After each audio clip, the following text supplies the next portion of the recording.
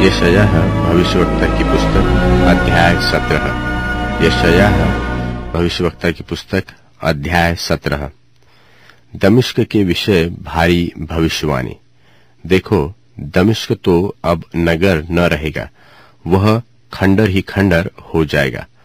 अरोएर के नगर निर्जन हो जाएंगे, वे पशुओं के झुंडों की चराई स्थान बनेंगे। पशु उनमें बैठेंगे और उनका कोई भगाने वाला न होगा। एफ्रेम के गढ़वाले नगर और दमिश्क का राज्य और बचे हुए अरामी तीनों भविष्य में न रहेंगे, और जो दशा इस्राएलियों के विभव की हुई वहां उनकी होगी। सेनाओं के यहोवा की यह वाणी है।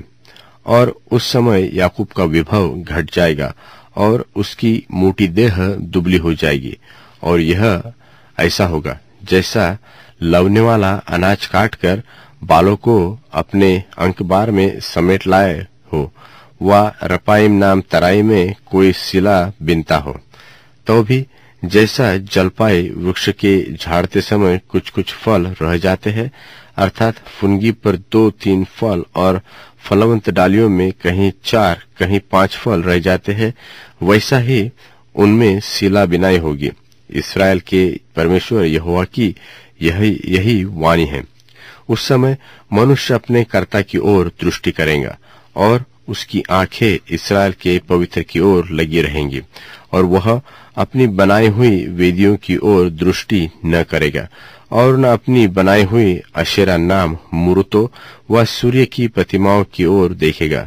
उस समय उनके गढ़वाले नगर घने वन के और पहाड़ों की चोटियों के उन निर्जन स्थानों के समान होंगे जो इस्राएलियों के डर के मारे छोड़ दिए गए थे, और वे उजाड़ पड़े रहेंगे, क्योंकि तू अपने उद्धारकर्ता परमेश्वर को भूल गया और अपनी दृढ़ चट्टान का स्मरण नहीं रखा। इस कारण तू मन भावने पौधे लगाता और विदेशी कलम जमाता है।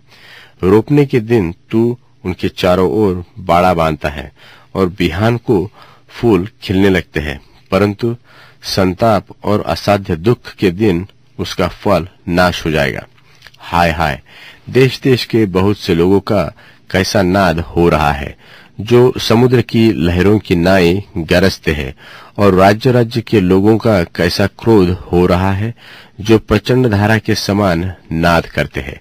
राज्य राज्य के लोग बाढ़ के बहुत से जल की नाई आ पड़ेंगे, परंतु वह उनको घुड़केगा। तब वे दूर भाग जाएंगे और ऐसे उड़ाए जाएंगे जैसे पहाड़ों पर की भूसी वायु से और धूली बवंडर से घुमाकर उड़ाई जाती है। सांझ को तो देखो घबराहट है, और भोर से पहले वे लोप हो जाती है। हमारे धन के नाश करने वालों का भाग और हमारे लूटने वालों की यही दशा होगी, और हमारे